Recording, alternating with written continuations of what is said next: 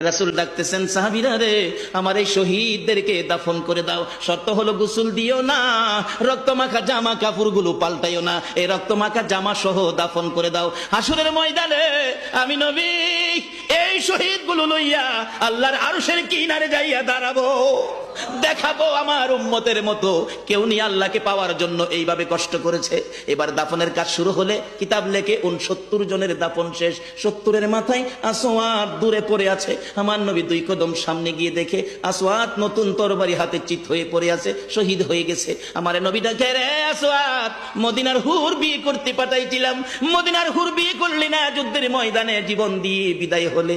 আসওয়াদ রে, নতুন তরবারিটা হাতে রে। আসওয়াদ একজন সাহাবী বলেন, হুজুর বিয়ের বাজার করতে এসে আপনি যুদ্ধে গেছেন, খবর পাইয়া বিয়ের বাজারে টাকা দিয়ে যুদ্ধের বাজার করেছে, আসওয়াদ শহীদ হয়েছে। আমার নবী ডাকে, মাবুদ আমার আসওয়াদকে তুমি কি দিবা গো?